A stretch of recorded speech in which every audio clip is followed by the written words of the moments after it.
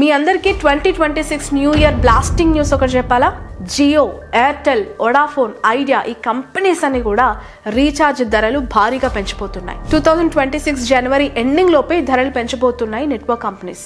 మన జేబులకి పెద్ద బొక్కలు పెట్టడానికి ఈ కంపెనీలన్నీ రెడీ అయిపోయాయి. ఇప్పటికే రీఛార్జ్ పేమెంట్స్ అన్నీ కూడా మూత మోగిపోతున్నాయని చెప్పి కామన్ పబ్లిక్ మాట్లాడుతూ ఉంటారు. బట్ ఇప్పుడు 15% నుంచి 20% దాకా పెంచుతున్నారంట. అడిగేవాడు ఎవడిక్కడ?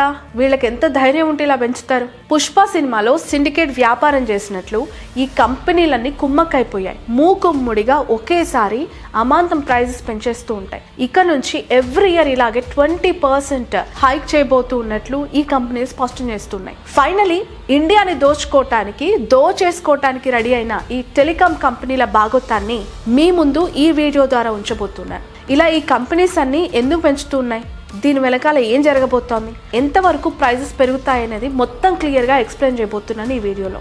అలాగే మన ఇండియన్ గవర్నమెంట్ సెక్టర్ అయిన బిఎస్ఎన్ఎల్ని ఎందుకు డెవలప్ చేయట్లేదు, దాని వెనుకున్న పెద్ద కుట్రలు ఏంటి అనేది కూడా మీకు వీడియో చివరిలో ఎక్స్ప్లెయిన్ చేస్తాను. ఇది చాలా చాలా ఇంపార్టెంట్ వీడియో. ఫోన్ మాట్లాడే ప్రతి ఒక్కరు, ఫోన్ యూజ్ చేసే ప్రతి ఒక్కరికి కూడా ఇది చాలా ఇంపార్టెంట్. ఖచ్చితంగా ఈ వీడియో స్కిప్ చేయకండి, ఎండ్ వరకు చూడండి. Meanwhile please subscribe to Sravani's point of view channel. 2015లో జియో వచ్చి అందరికీ ఫ్రీ నెట్వర్క్ ఇచ్చేసరికి అంతా వావ్ షెబాష్ అని చప్పట్లు కొట్టారు. అదే టైంలో జియోకి అందరు కన్వర్ట్ అయిపోయారు. కానీ రాను రాను రీఛార్జ్ ప్యాకేజీలు స్టార్ట్ చేసేసింది జియో. మొదట్లో ఇచ్చినట్టు ఎప్పటికీ ఇవ్వాలంటే కుదరదు కదా, జస్ట్ ఆకట్టుకోవటానికి ఒక ట్రిక్ ప్లే చేసింది. ఆ ట్రాప్లో అందరు పడిపోయారు. ఆ తర్వాత ఎయిర్టెల్, ఐడియా లాంటి కంపెనీలు రీఛార్జ్ ప్యాకేజీలు స్టార్ట్ చేశాయి. మొదట్లో తక్కువే ఉన్నా రాను రాను పెంచుకుంటూ పోయారు. మొబైల్ డేటా అంటే ఏంటో తెలియని వాళ్ళకు కూడా ఇంటర్నెట్ ని అలవాటు చేసింది ఈ జియోని. ఎందుకు అనంటే ఫ్రీగా ఇస్తే ఫోన్ లేని వాళ్ళు కూడా ఫోన్ కొనుక్కొని ఫ్రీ డేటా వాడతారు.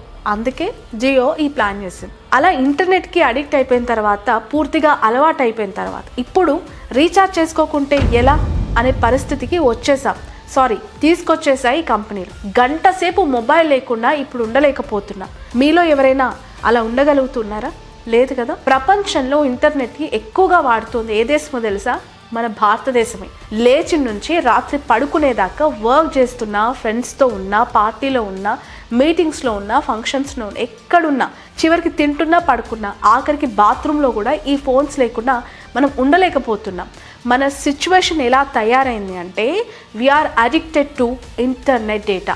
సో ఇది మనకి భోజనం ఎంత ఇంపార్టెంటో ఈ ఫోన్ కూడా ఇప్పుడు అంతే ఇంపార్టెంట్గా మన రోజు నిత్యావసర సరుకుగా మారిపోయింది. మనకి ఇంటర్నెట్ని ఇంతలా అలవాటు చేసిన ఈ టెలికాం సంస్థలు ఇప్పుడు రేట్లు పెంచేసుకొని వేల కోట్లు సంపాదించేసుకుంటున్నాయి. 2025లో పెద్దగా ధరలు పెంచకపోయినా ఈ ప్లాన్స్లో డేటా, వ్యాలిడిటీ, అదర్ బెనిఫిట్స్ని తగ్గిస్తూ సీక్రెట్గా లాభపడ్డాయి. అది ఎవరు గుర్తించలేదు అని అనుకోవచ్చు. బట్ 2026లో postpaid, prepaid, 4G, 5G ధరలు మరోసారి పెంచబోతున్నాయి. ట్రాయ్ ఇప్పటికే తన సిఫార్సులని గవర్నమెంట్కి అందించింది. స్పెక్ట్రమ్ నుంచి ఆర్డర్స్ రావటమే ఇక తరువాయి. ఇప్పుడున్న ధరలకి 15% నుంచి 20% దాకా పెంచుతారు. ఎగ్జాంపుల్, జియో 28 రోజుల 1.5 GB డేటా ప్లాన్ 329 ఉంటే ఇప్పుడు దాన్ని 389 పెంచబోతుంది. ప్రతి కంపెనీ ప్లాన్ మీద పర్సంటేజ్ వైజ్గా పెంచితే మనం రీఛార్జ్ చేసుకోవాలంటేనే ఫ్యూచర్లో భయపడే పరిస్థితులు రాబోతున్నాయి. అఫ్కోర్స్ ఆల్రెడీ వచ్చేసాయి. గ్యాస్, ఆయిల్, పెట్రోల్ రేట్స్ కంటే ఈ రీఛార్జ్ ధరలే మనకి పెద్ద ప్రాబ్లం క్రియేట్ చేయబోతున్నాయి. ఇక్కడ జియో, ఎయిర్టెల్, వొడాఫోన్, ఐడియా కంపెనీలు సిండికేట్ అయిపోయాయి.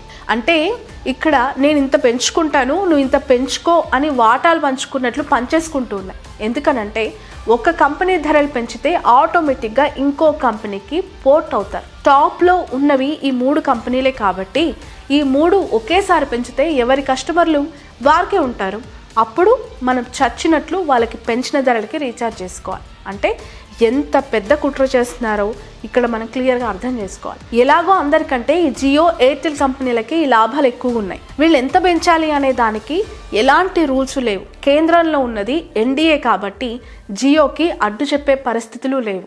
మరి మన బిఎస్ఎన్ఎల్ ఉంది కదా, దానికి మారిపోద్దాము అని చెప్పి అందరు అనుకుంటున్నారు కదా, దాని గురించి కూడా మనం మాట్లాడుకోవాలి. ఇప్పుడు మన దేశంలో జియో, ఎయిర్టెల్, విఐ కంపెనీలు 2016లోనే 4G నెట్వర్క్ తీసుకొస్తే బిఎస్ఎన్ఎల్ ఇప్పుడిప్పుడే 4G సేవలు స్టార్ట్ చేసింది, కానీ అవి కూడా అనుకున్నంత సక్సెస్ కాలేదు. సక్సెస్ అవ్వడానికి స్కోప్ కూడా కనిపించలేదు. సో 4G తేవడానికి బిఎస్ఎన్ఎల్కు 9 years పట్టింది. మరి ఇన్నేళ్ల నుంచి ఎందుకు 4G తేలేదు అంటే ప్రైవేట్ కంపెనీలు బతకాలి కదా. సామాన్య జనాలు ఏమైపోతే మన గవర్నమెంట్కి ఏం పని? మన గవర్నమెంట్కి సంబంధించి బిఎస్ఎన్ఎల్ ఏం జరిగినా వాళ్ళకి సంబంధం లేదు. బట్ ప్రైవేట్ కంపెనీల షేర్లు, ప్రైవేట్ కంపెనీల గ్రోత్, వాటి నుంచి వచ్చే ఆదాయాలు వీళ్ళకి చాలా ఇంపార్టెంట్. పోనీ ఇప్పుడున్న 4G సేవలు ఏమైనా సూపర్గా ఉన్నాయా అంటే వాడుతున్న కస్టమర్లు రోజు తిట్టుకుంటున్నారు. బిఎస్ఎన్ఎల్కి చాలా తక్కువ మంది కస్టమర్లే ఉన్నారు, బట్ వాళ్ళకు కూడా 4G నెట్వర్క్ అసలు రావట్లేదు. 4G నెట్వర్క్ గ్రోత్ని పెంచేసుకో బిఎస్ఎన్ఎల్కి లేకపోవటానికి ఖచ్చితంగా ఇప్పుడున్న కేంద్ర ప్రభుత్వమే కారణం అని కూడా చెప్పాలి. పైగా బిఎస్ఎన్ఎల్ మీద 20,000 కోట్లకు పైగా అప్పులు ఉన్నాయి. కొత్త టవర్స్ పెట్టే సిచ్యువేషన్ అసలే లేదు.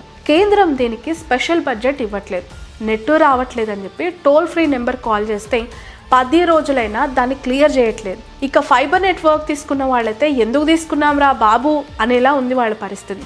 నెట్ లేకుండా ఒక్క పని కూడా రాకుండా ఈ రోజుల్లో బిఎస్ఎన్ఎల్ ఇంత దారుణమైన స్లో సర్వీసెస్ ఇస్తే ఎవరు తీసుకుంటారు?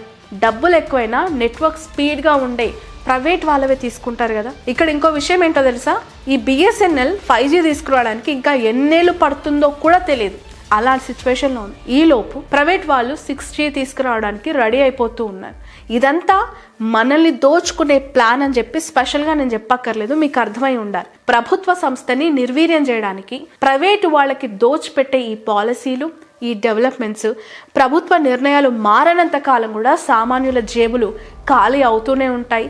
తెలియకుండా కొన్ని వందల్లో మనం పెడుతున్నాం అనుకోవచ్చు, అవి లక్షలు, కోట్లు, వేల కోట్ల సామ్రాజ్యాలు వేరే వాళ్ళకి ప్రభుత్వాలు కట్టబడుతున్నాయి. ప్రభుత్వ సంస్థ అయిన బిఎస్ఎన్ఎల్ ఇలా నిర్వీర్యం కావటానికి ఖచ్చితంగా కేంద్ర ప్రభుత్వాలు కారణం కాదని మీరు అనుకుంటున్నారా? మీ అభిప్రాయం ఏంటి? కింద కామెంట్ రూపంలో తెలియజేయండి.